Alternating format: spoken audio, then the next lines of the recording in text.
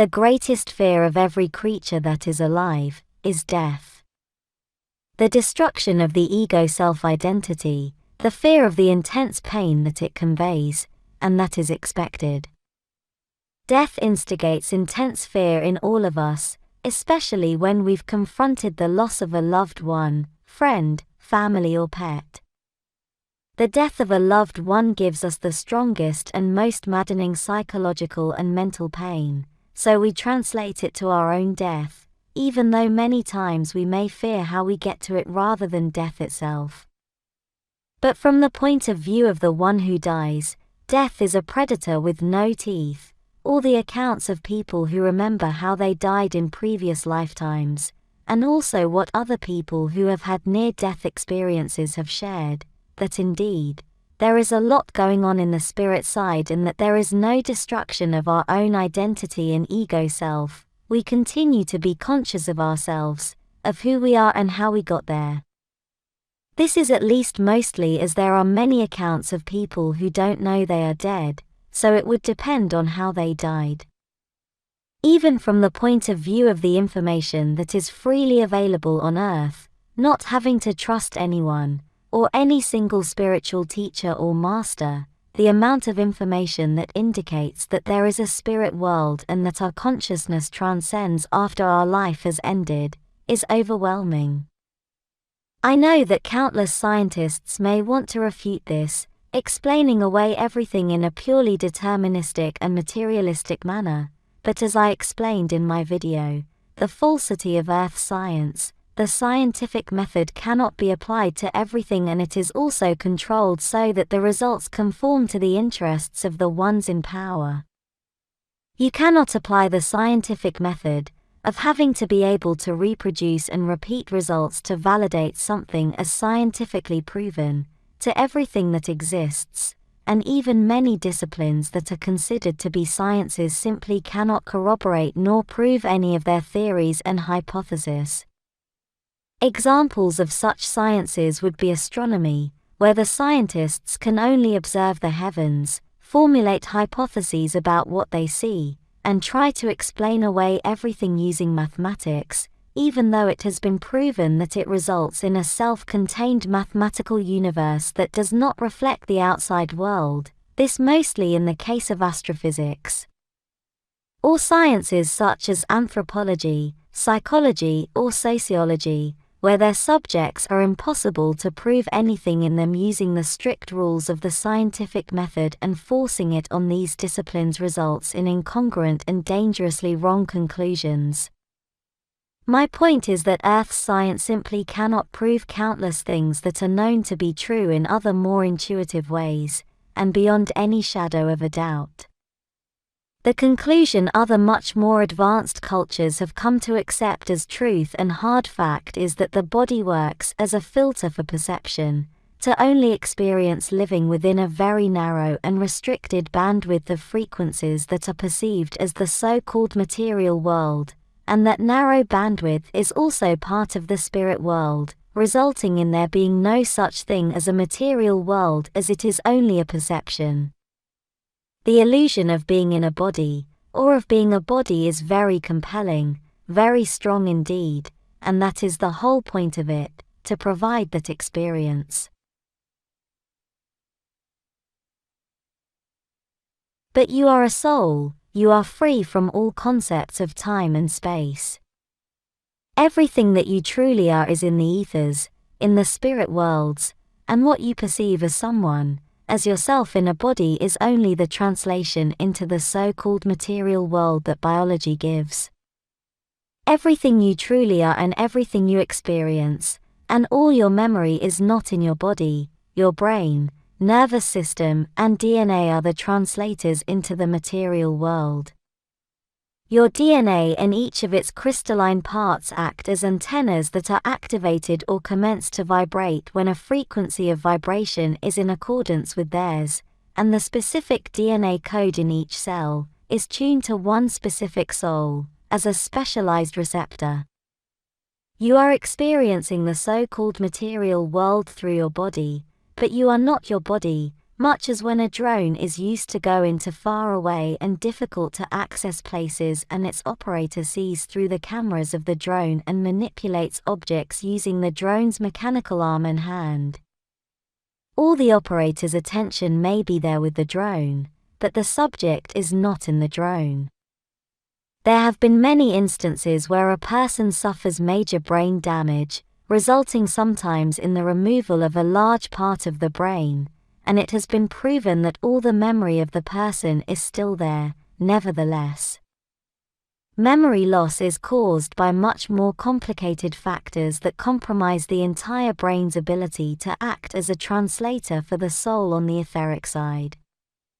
such as a severe chemical imbalance within the brain, or the damage of key controlling parts of it that will affect the entire system.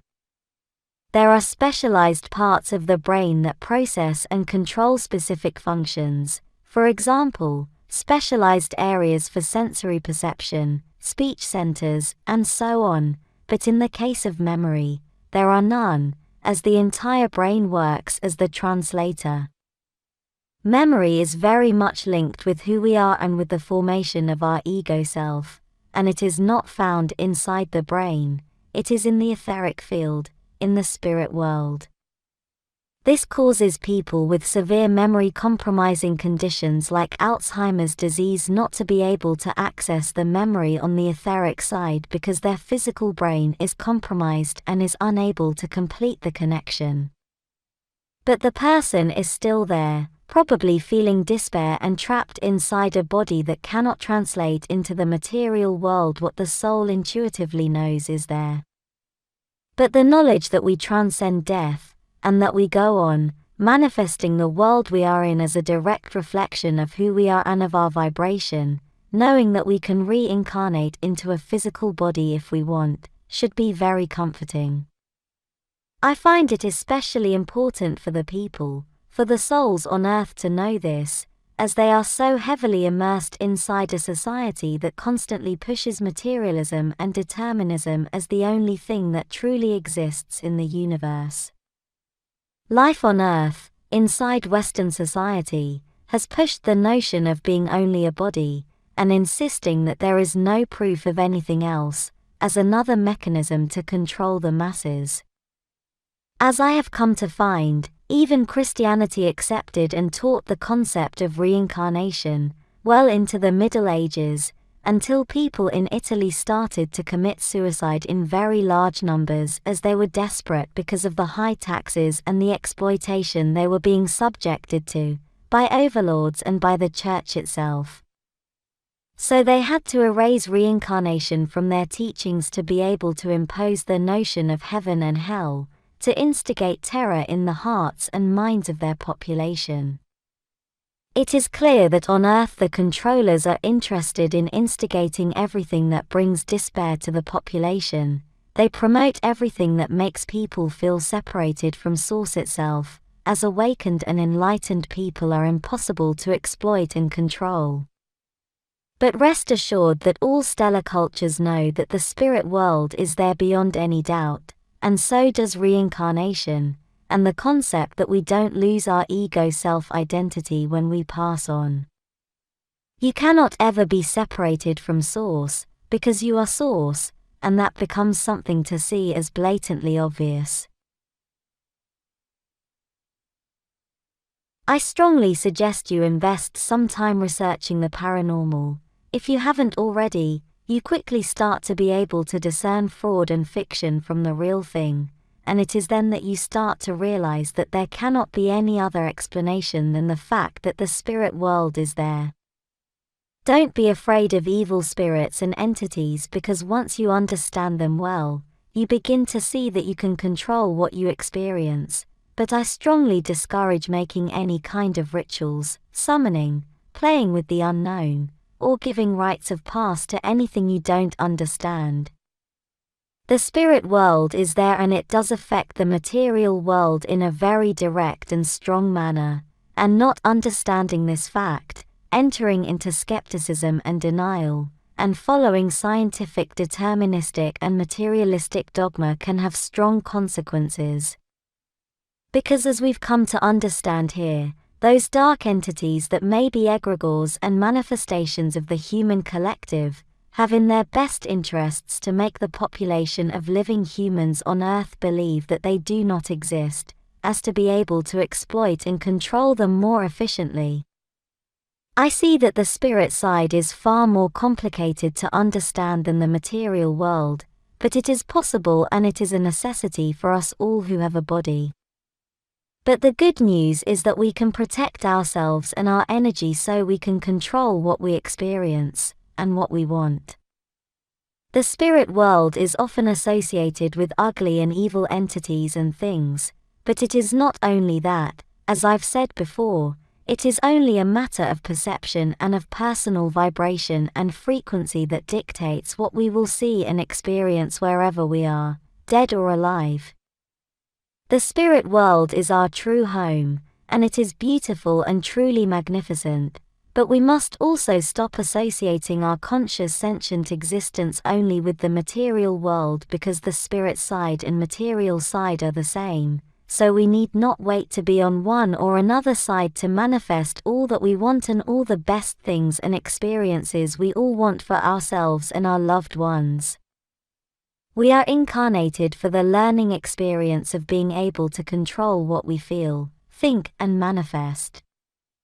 Be wise, watch your vibration, be happy, and be kind.